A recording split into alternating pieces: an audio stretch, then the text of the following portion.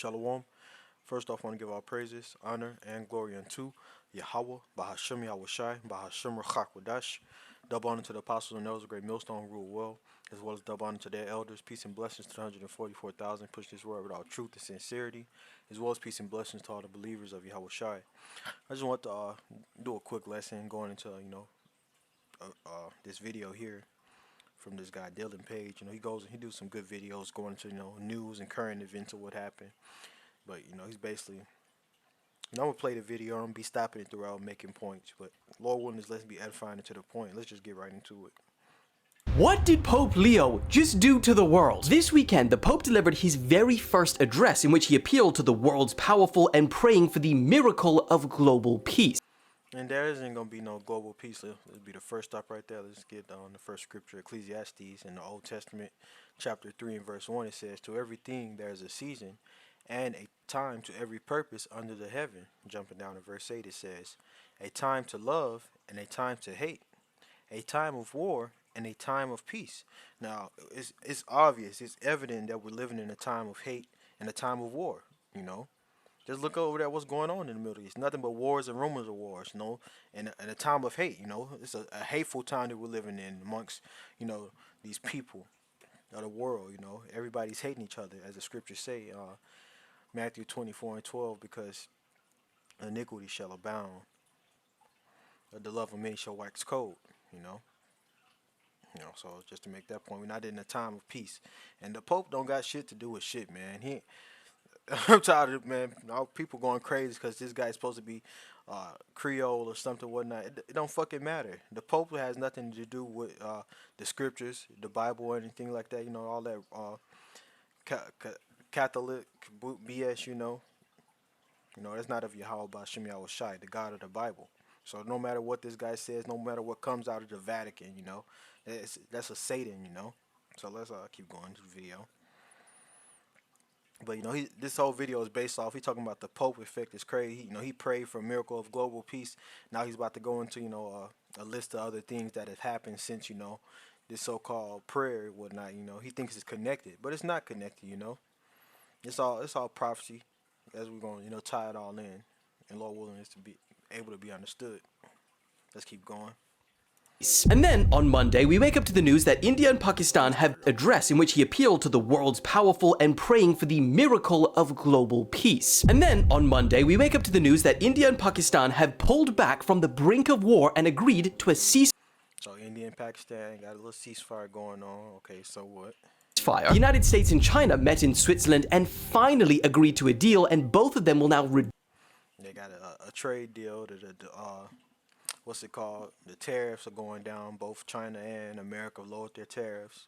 Reduce their tariffs by 114%. The Kurdish military group PKK announced plans to disarm and dissolve after 40 years of fighting with Turkey, which has ended the lives of over 40,000 people. The United States met with Iran and both committed to finding ways. The United States says Iran calls latest nuclear talks with U.S. difficult, but both sides agree negotiations will continue. Now, who has Iran been fighting with for the longest? With the Houthi rebels, Israel. That's the whole theme throughout this video. You're not going to hear Israel mentioned, And as the prophecy says, the least of the flock should draw them out, Let's keep playing this and then we'll keep going. Is to address their differences. And then finally, a number of European leaders gathered in Ukraine to deliver Russia an ultimatum. Agree to an unconditional 30-day ceasefire or face massive. European leaders tell Putin to agree to Ukraine's ceasefire or face new sanctions. Russia don't give a damn about no sanctions, Russia is self-sufficient. New sanctions. And then, last night, for the first time in years, Putin has offered to meet Zelensky face-to-face this week in Turkey. An offer that Trump urged Zelensky to immediately accept. All of that's basically all he's saying, But you hear the recurring theme of peace, everybody getting along. Nah, this is not what the scriptures say, So, but let's read this, 1 Thessalonians chapter 5, and we'll start from the top. It says, "The day of the Lord." 1 Thessalonians 5 and 1. "But of the times and the seasons, brethren, ye have no need that I write unto you. For yourselves know perfectly that the day of the Lord so cometh as a thief in the night." And Yahushua gonna catch these people off guard. They thinking they're good, but what? It says, "For when they shall say peace and safety, then sudden destruction cometh upon them, as travail upon a woman with child, and they shall not escape. Those birthing pains going to get closer and closer. Things are going to get worse and worse. It's talking about peace in this video. Things are not about to get better. From this month to the next. April was bad. May is about to. We're still in May, but we're coming to the end of it. Supposed to be empty shelves and whatnot. All from this trade war. They still don't got no ships at the dock with the containers. With all those goods. It's gonna take a minute for that to. I believe the brothers was going this to on a Thursday live. Might take up to 8 weeks. For things to be normal again. But Lord willing, things don't get normal. Lord willing, chaos ensue. Because that's what's coming next. Chaos. But let me read this one more time, and then we'll get another precept. And then we'll get to these other articles I have.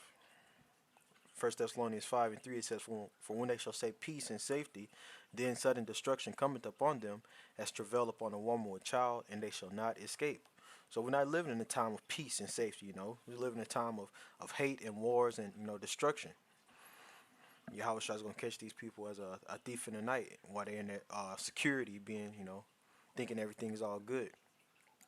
But let's read this now. Jeremiah 50 and verse 45, it says, Therefore hear ye the counsel of Yahweh Ba'ashem Yahushai, that he had taken against Babylon, and the modern day Babylon, which is America.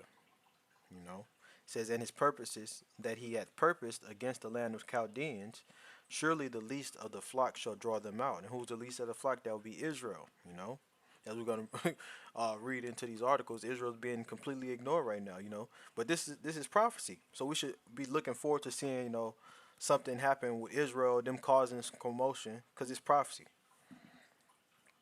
So ain't no peace and safety. They gonna stir it up. Them small hats are proud people, and they got America wrapped around their finger.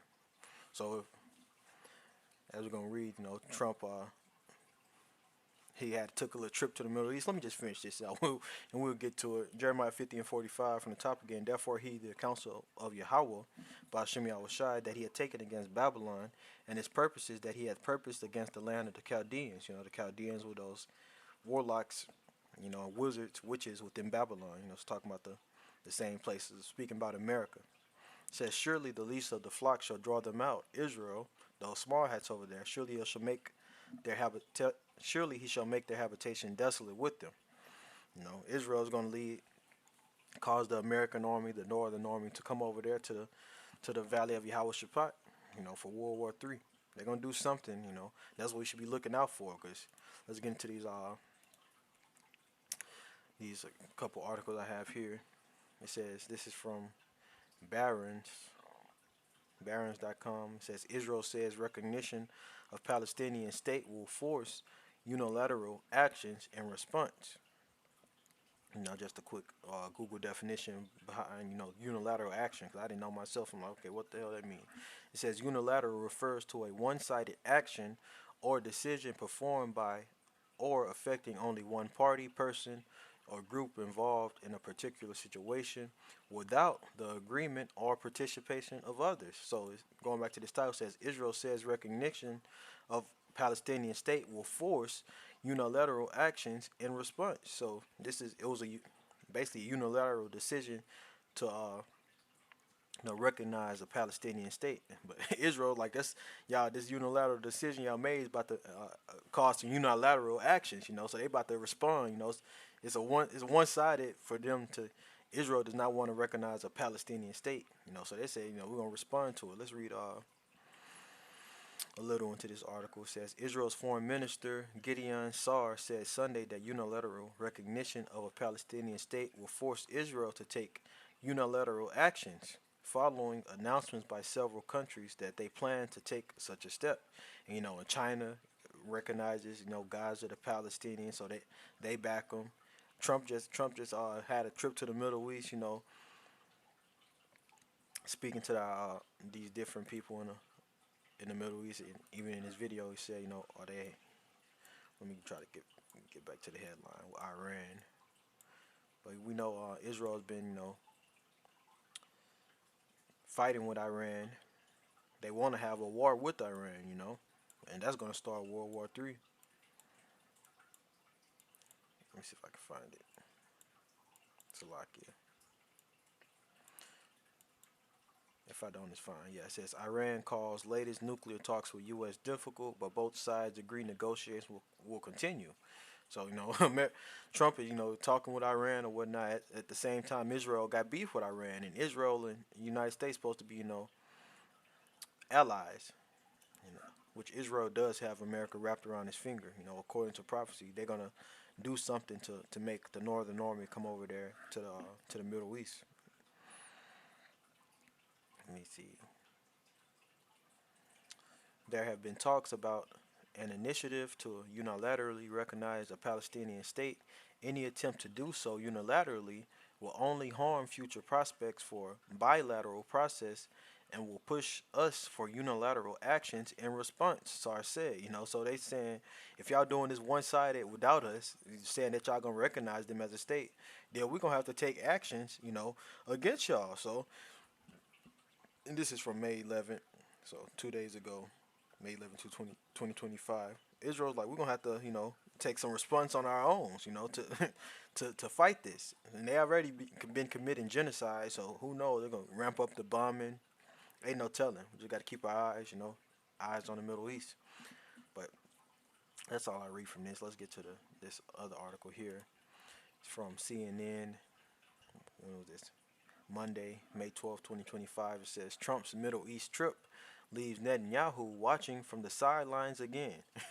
Man, Netanyahu,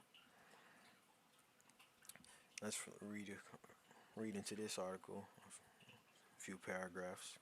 It says just a few months into his new administration, the president of the United States met the king of Saudi Arabia as part of an effort to push forward relations with the Arab world. From there, it was off to another regional capital where the leader of the free world gave a free speech about a new vision for the Middle East. Conspicuously missing from the itinerary was a stop in Israel. Let me see what this means. Conspicuously. They could have used a simple word, but Esau.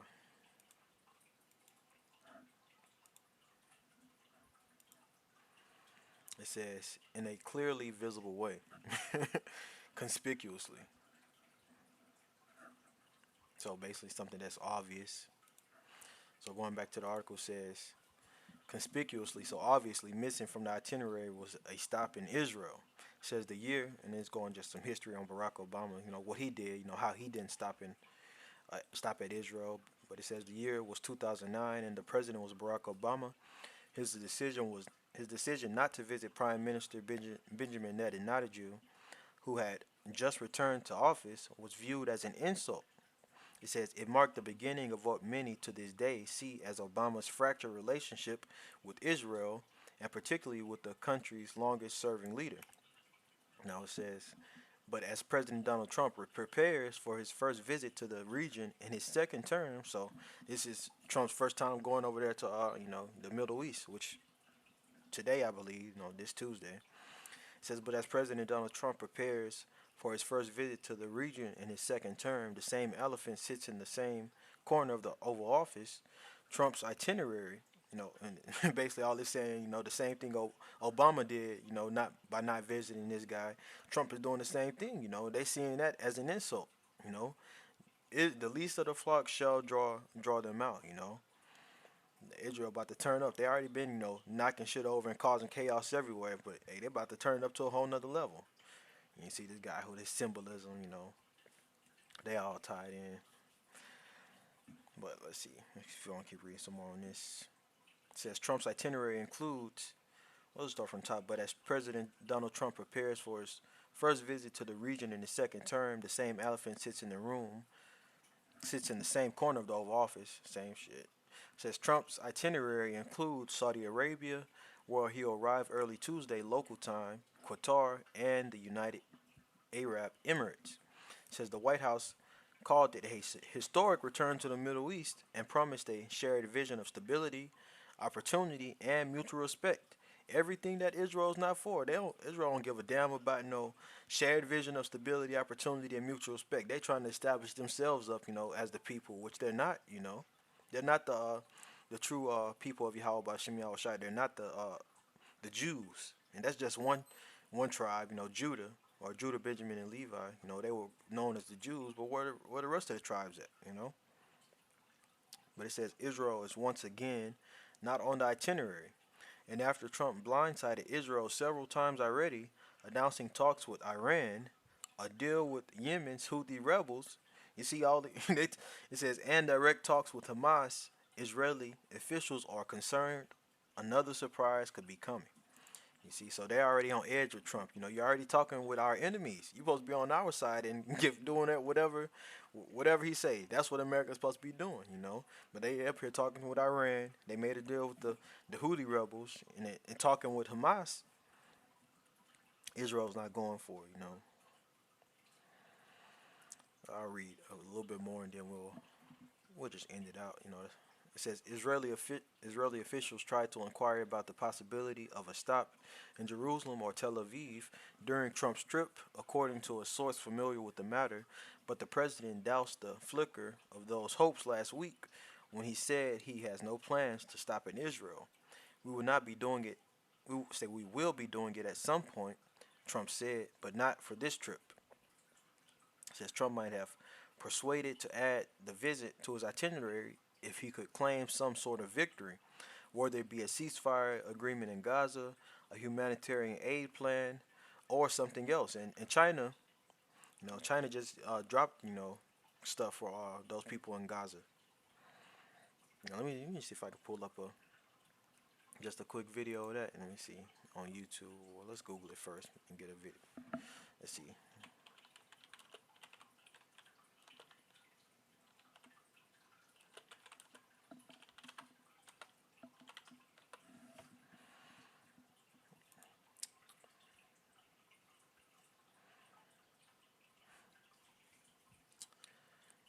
Yeah. I can't find the video I was thinking of, but it's fine. But China just recently, they dropped aid to Gaza. Which, once again, Israel is not for none of that shit. They want to ethnically cleanse them completely, wipe them off out of the land, and so they can do whatever they want to with that land. But that's basically it. I ain't gonna read no more into this article. The point of the lesson is, why everybody might think, as he was going in this video, the Pope called, praying for global peace or whatnot. Peace is not coming, While everybody's talking without Israel, hey, Israel is about to get ready to do something big, according to prophecy. The least of the flock shall draw them out. So they having all these talks and everybody's excluding Israel. Shit about to pop off. But let's end it in a precept here. Let's go to 2 Ezra, the 15th chapter, because prophecy is what I'll say it this way. The earth is governed by the words that are written within the Bible. With the prophecies within. So we're not swayed by people saying that peace is coming. No, we're not living in a time of peace. When they say peace and safety, then sudden destruction, as the scriptures say. But let's read just the first two precepts here. 2 Ezra 15:1, it says, "Behold, speak thou in the ears of my people the words of prophecy, which I will put in thy mouth, saith the Lord." And who are the Lord's people? You so-called Negroes, Latinos, and Native Americans. We make up the 12 tribes of Israel. Predominantly, what you have other Israelites who are not going to look like the normal, stereotype of a Negro, Latino, or Native Americans. We've been scattered to the four winds, so we're going to look like all nations. So, behold, speak thou in the ears of my people the words of prophecy, which I will put in thy mouth, saith the Lord, Yahweh Ba'ashem Yahushai, and cause them to be written in paper, for they are faithful and true. These are faithful and true words, We should have faith in Yahweh Ba'ashem Yahushai and the words that, he's, in the prophecies that he's spoken, So we should look forward to seeing Israel, turn up in whatever way, however the Heavenly Father have it play out. But, hey, we ain't in the time of peace. Just because the Pope, praying for global peace. Now, we're living in a time of hate and a time of war. But I'll end it there. I ain't gonna rumble on. Lord willing, this was edifying to the point, and giving all praises, honor, and glory unto Yahweh, Ba'ashem Yahushai, Ba'ashem Rachakodash, the one to the apostle and those great millstone rule well. Peace and blessings to the 144,000 pushing this world with all truth and sincerity. Shalom.